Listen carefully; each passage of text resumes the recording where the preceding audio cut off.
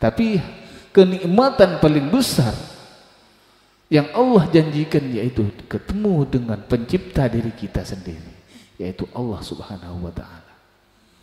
Sampean mau ketemu tiap hari harus zikir yang banyak, sering hadir ke majelis zikir. Tidak harus dengan saya, tidak. Tapi saya harap kepada semua jamaah yang hadir harus banyak berzikir di rumahnya dan banyak bersolawat juga di rumahnya. Jangan lupa, saya titip zikir dan solawat aja. Hidupkan jiwa kita selalu berzikir menyebut nama Allah. Karena Allah adalah Tuhan semesta alam, bukan Tuhan setelah ada alam. Ya Nabi, salam alaika. Ya Rasul, salam alaika. Ya Habib, salam alaika.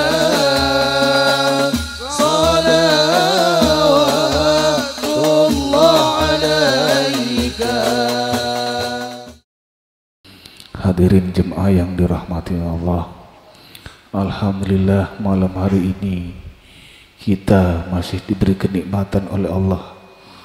Pertama yaitu kenikmatan sehat jasmani dan rohani. Kedua, diberi kenikmatan kita masih bisa berkumpul bersama-sama dalam melaksanakan sebuah zikiran kepada Allah. Saya himbau kepada seluruh jemaah yang hadir malam hari ini, kalian semua jauh dari rumahnya pergi ke Madura hanya untuk berzikir. Satu tujuannya, ingin menghadap kepada Allah.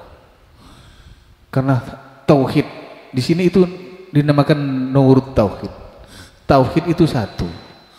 Artinya semua yang apa menjadi keinginan kita harus kita kembalikan kepada Allah. Ini tauhid namanya. Kenapa? Karena hanya semata-mata di dunia ini langit dan bumi dan isinya hanya Allah semata yang menciptakan. Kalau sudah terjadi seperti itu, kita harus bertauhid. Nah, ini tauhid dan bertauhid itu tidak sama. Bertauhid itu adalah kita harus belajar bertakwa, bertawakal kepada Allah. Artinya sesuatu yang menjadi beban di dalam diri kita, entah itu apapun, kita kembalikan lagi kepada Allah. Itu bertauhid namanya. Itu yang disebut tawakal.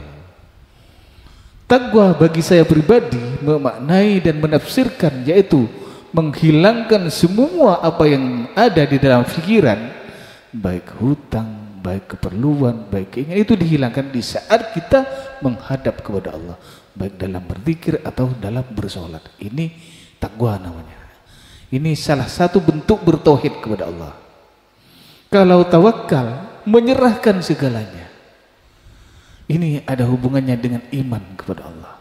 Serahkan kepada Allah bahwa Allah itu bisa mengatur dan bisa bertindak sesuai dengan kehendaknya. Kita berzikir bersama-sama kepada Allah hanya satu, ingin mendapatkan ridhonya Allah dan mendapatkan kehendaknya Allah sesuai dengan yang Allah inginkan kepada diri kita masing-masing. Jangan sampai kita mengatur terlalu jauh sehingga melampaui batas kemanusiaan itu sendiri. Makanya pendewasaan itu perlu. Kita bisa dewasa di saat kita melalui perjalanan. Pinter belum tentu dewasa, berilmu belum tentu dewasa, tapi lewat perjalanan maka kita bisa mengatur gimana caranya kita menghadap kepada Allah dan Rasulullah, gimana untuk kita sesama kita manusia. Ini pendewasaan dan perjalanan namanya. Ini sangat perlu bagi orang ahli ibadah. Jangan selalu merasa kita itu lebih bagus, tidak boleh. Kita itu harus belajar menikmatin sesuatu yang tidak sesuai dengan pembicaraan orang, apalagi masih dicaci, dipuji aja. Jangan sampai kita merasa tinggi hati, jangan. Karena untuk menghambat ketakwaan dan ketawakalan kepada Allah memang salah satunya itu cobaannya. Makanya saran saya kepada semua jemaah, kita ini harus bertauhid kepada yang tauhid. Kita harus bertakwa dan bertawakal kepada yang satu, yaitu Allah Subhanahu wa taala. Di saat kita nanti berzikir, umpamanya sembahyang sholat nanti di rumahnya atau berzikir nanti bersama saya, sampean harus bisa mewujudkan rasanya sampean bahwa sampean sedang berhadapan dengan Allah sendiri. Karena saya juga seperti itu. Saya akan mewujudkan rasa yang dirasa itu adalah wujudnya adalah bernama Allah. Bukan wujudnya Allah, tapi wujud rasa itu bernama Allah. Ini sulit dipahami. Cuman sampean harus bisa menghadirkan yaitu bersama dengan Allah di saat berzikir. Biar sampean nikmat, biar sampean tidak jalan. Harus itu. Harus. Artinya munculkan kita sedang bersama dengan Allah dan sedang memuji keagungannya. Kedua, harus bersama dengan Rasulullah dan kita sedang ingin mendapatkan syafaatnya agar mendapat kehendaknya Allah itu sendiri. Ini sangat Pak, sangat perlu. Bahkan wajib, kalau orang hakikat ini wajib. Sampean harus banyak berzikir kalau ingin masuk surga. Sampean sudah punya kuncinya. Kunci masuk surga sampean udah dikasih oleh Rasulullah. Makanya saya pernah bilang dulu, jamaah saya itu dijamin oleh Rasulullah untuk masuk surganya Allah. Saya yang bilang, kalau tidak mau surga nuntut saya, karena sampean dikasih kuncinya oleh Rasulullah. Saya ini tinggal mengumpulkan sampean agar sampean sudah selamat dari hisab dan mizan, cuman Pak. Kalau kuncinya semua punya, cuman jalannya kan tidak tahu. Makanya saya kumpulkan di sini bersama-sama dengan saya agar sampean itu pegang kuncinya sesuai dengan jalan yang ditentukan oleh Allah sampai pada pintu yang Allah tunjukkan nanti. Karena apa? Karena mangqalah la ilaha illallah dakhulal jannah, kata Rasulullah. Sampean sudah diajarkan zikir menyebut nama Allah, apa? Sudah kuncinya itu. Cuman kalau sampean pegang kunci tidak tahu jalannya, tidak tahu wilayahnya, ya sampek juga sampean nyari nanti. Muter-muter tidak ketahuan, tinggal kuncinya yang lain masuk, kuncinya sampean pegang. Tanya sama yang lain, sama-sama cari. Makanya berkumpulnya di suatu majlis yang seperti ini dengan suatu harapan sampean bawa kunci tepat pada jalannya dan tepat pada pintu yang sampean punya kunci itu sendiri. Ini kuncinya Pak. Jangan khawatir, jemaah saya itu ditanggung kok oleh Rasulullah untuk masuk surga. Karena sampean sudah punya kuncinya, Rasulullah sendiri yang ngasih, bukan saya. Kalau sudah Rasulullah yang ngasih, nah apanya jadi kiai kan enak Pak. Tanggung jawab kan, tinggal saya tanggung jawab. Gimana jemaah saya itu harus memenuhi target sesuai dengan harapan Rasulullah yang sudah memberikan kunci surga itu sendiri. Jadi sampean itu jangan malas. Masa dikir malas, kunci dipegang tapi malas hilang, nanti kuncinya sampean yang kecewa. Makanya berkumpulnya dalam suatu majelis yang seperti ini, sampean tidak ada lain hanya untuk memperoleh kunci. Kalau sudah kunci surga oleh Rasulullah dibelikan, apalagi kunci dunia Pak. Kunci uang itu lebih gampang, ini yang lebih sulit kok diberikan oleh Rasulullah. Urusan uang sampean masih kerja, tidak usah, tapi usaha. Saya tidak menyarankan jemaah saya kerja, tapi usaha wajib. Karena uang itu di dunia, bukan di akhirat. Tapi kunci surga itu di dunia sampai akhirat. Maka surga itu diperoleh dunia, rasanya akan bahagia, rasanya tidak ada persoalan. Itu kunci, itu surga rasanya Pak. Berarti Allah sudah ngasih kuncinya di dunia sampai akhirat. Makanya kalau saya yang bilang, saya pribadi yang bilang, orang susah itu memang orang yang disiksa sebetulnya. Tanda-tanda orang yang kena siksa. Orang susah kan disiksa Pak, perasaan tersiksa. Tapi orang bahagia, tidak ada. Siapa orang mau nyiksa bahagia? Urusannya ada urusannya dengan orang bahagia. Di kantor polisi aja urusnya orang susah. Orang bahagia tidak mungkin ada urusan. Diselamatkan oleh Allah sendiri. Diselamatkan oleh Rasulullah itu sendiri. Tapi sampean masih susah, itu tanda bahwa sampean masih ada tanda-tanda untuk mendapat siksa.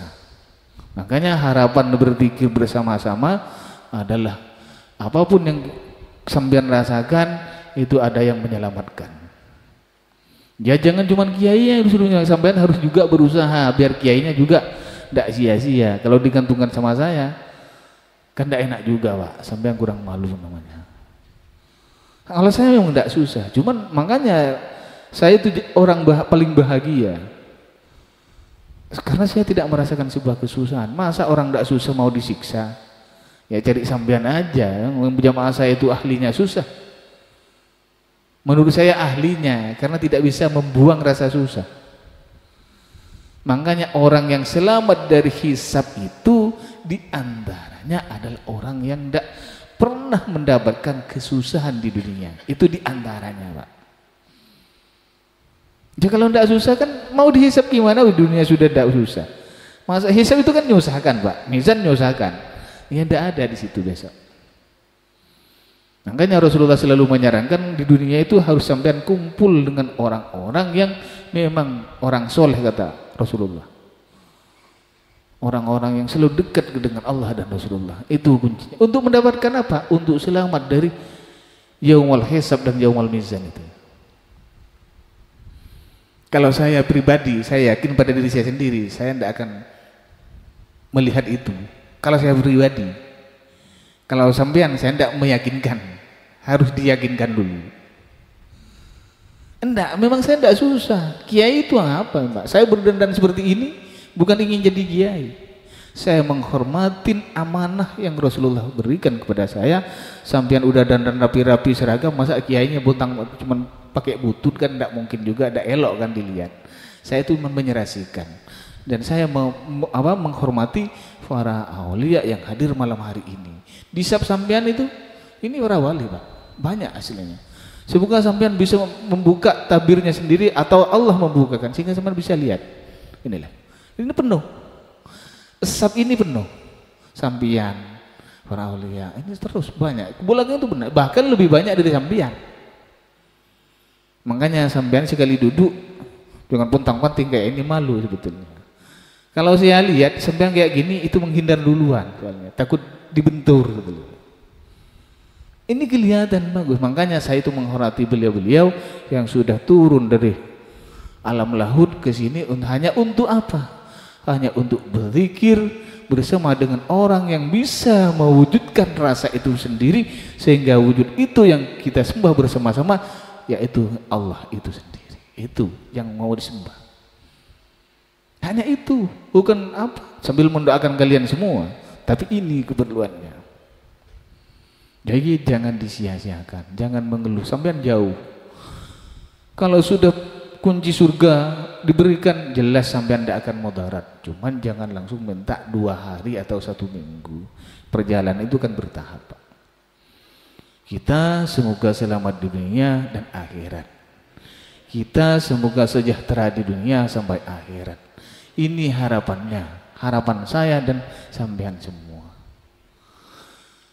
Kalau selamat di dunia, tidak selamat di akhirat kan tidak enak. Maka kita harus bersama-sama memohon kepada Allah, yaitu berzikir kepada Allah agar kita diselamatkan dalam segala bentuk dan hal yang ada di dunia ini sampai di akhirat nanti, sampai kita berkumpul nanti di surganya Allah. Kalau Allah yang mengumpulkan, tidak ada yang tidak mungkin berkumpul seperti ini. Berkumpulnya seperti ini kalau bertamu, tapi kalau ruangannya jelas berbeda. Itu pasti. Satu, nanti kalau kita diberikan oleh Allah, jangan lupa Pak, sampean mohon ayo bersama-sama. Karena di surga itu orang hadiah paling besar karena kita bisa bertemu dengan Allah. Cuman ada yang tiap hari, ada yang tiap minggu, ada yang tiap bulan bertemu dengan Allah.